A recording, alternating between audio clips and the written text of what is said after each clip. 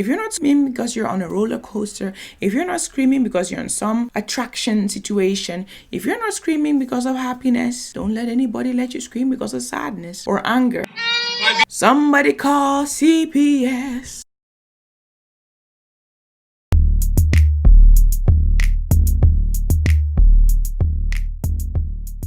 Sarah and Michael. So the screaming matches just continue. And I wonder what's going to become of these children's eardrums when they grow up, because they're screaming in close proximity to these children's ears. They're holding their youngest child and screaming at each other. Great role models. Go in the shade. Go in the shade right there. They keep sending their kids, that the one who's able to walk, here and there, go sit here, go stand here, all by herself.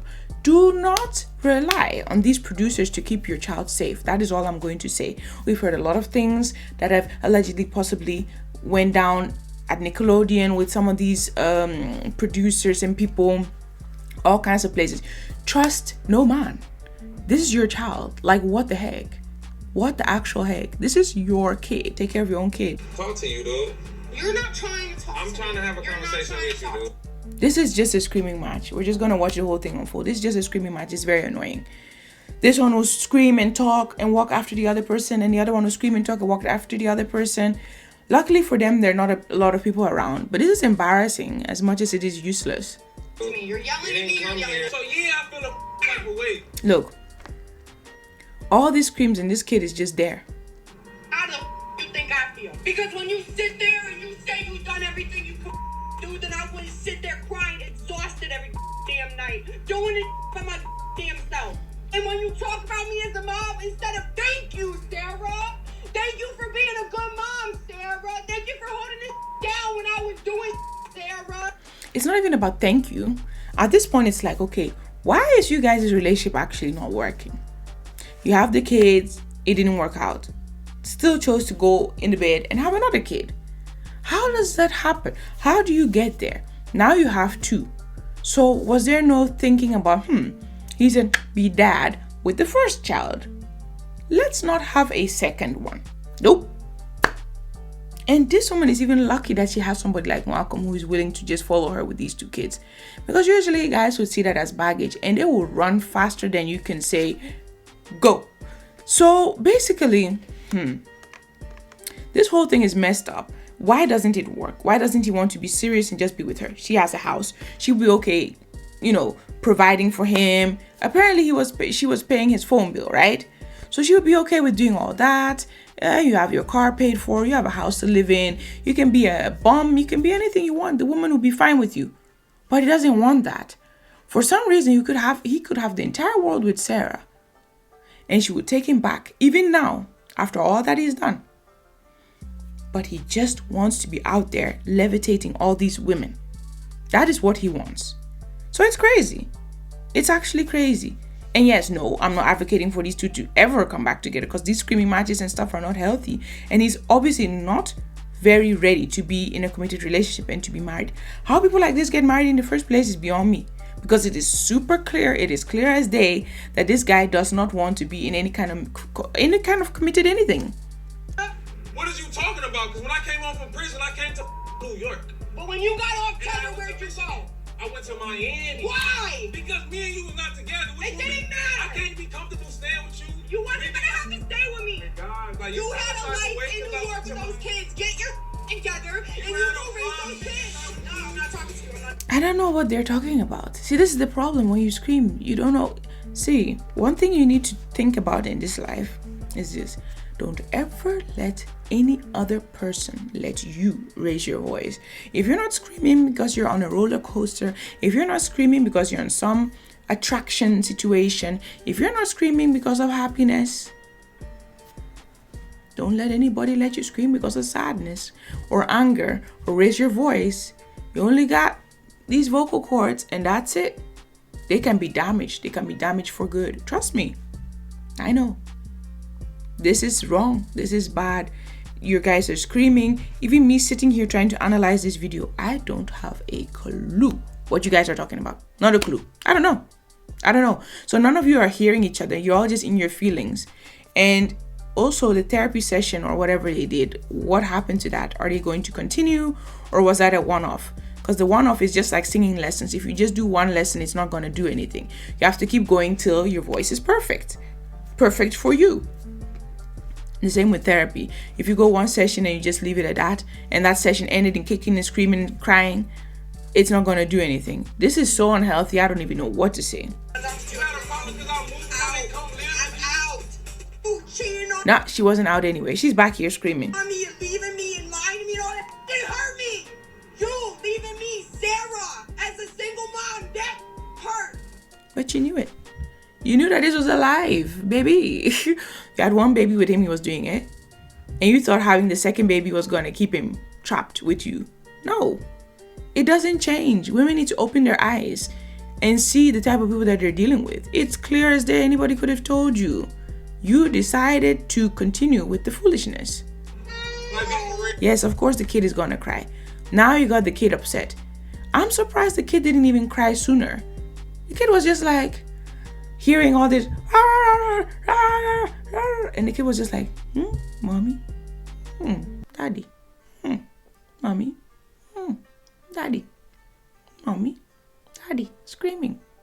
She's just like, just sitting there like, this is how they usually talk. So let me just look at this one. Look at this one for a little bit. Try and see if I can understand what they're talking about. Look here a little bit. The kid is not even surprised. This is how you know that this is toxic. Because the kid didn't bat an eyelid.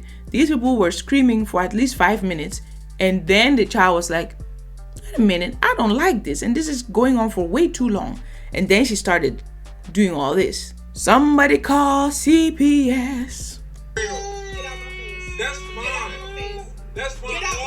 My biggest thing is You hear the kid crying and they're just ignoring the kid. Talking about what's best for the kid, doing what's best for the kid, but you guys are just out here ignoring the kid. That is sad.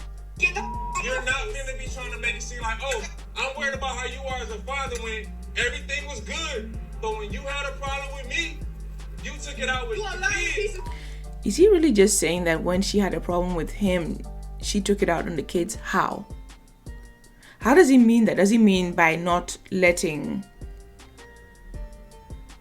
him see the kids? Or when did she ever even do that? She's always allowed that. What is she talking about? What is he talking about? What are they all talking? I'm confused. Whatever. Bruh. Lying piece. That's trash. Grab your drink, let's go. Grab your drink, let's go. What drink? Number 1. Number 2, so now this girl is all alone in this hotel lobby place. You guys, this is bad. And no one wants to believe you. She was at the confessional. Here comes Michael. I'm telling you, these confessionals are going to get people in trouble because they do them with the other person still lurking around. But whatever she was saying at the confessional, Michael needed to hear it. But whatever she's going to say, Michael won't hear it because he would choose not to hear a thing that Sarah has to say. Straight. That the things that I do as a mom is really because of my own personal reasons and because I may not be over him. And Yeah, you're not over him.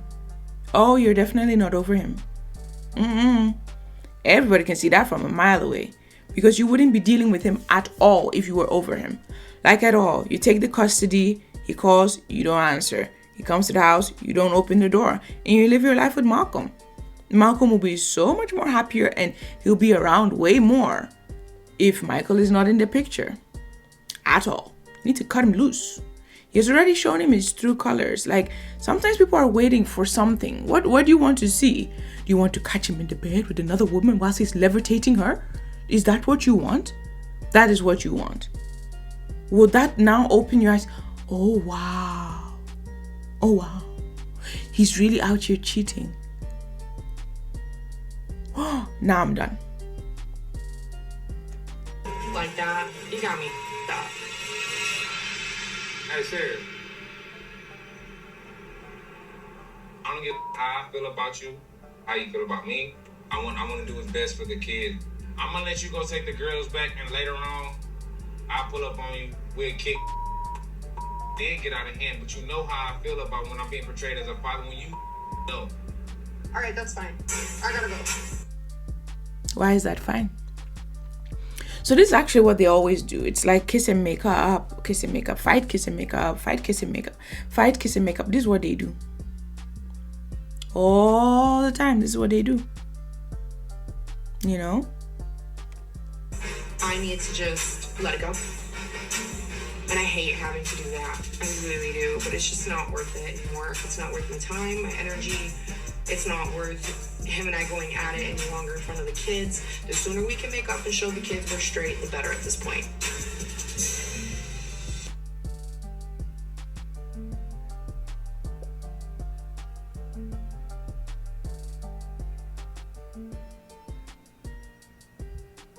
Yeah, I have nothing more to say. I'm so baffled. I'm so confused. Now look at him. All kinds of sad. He's all like,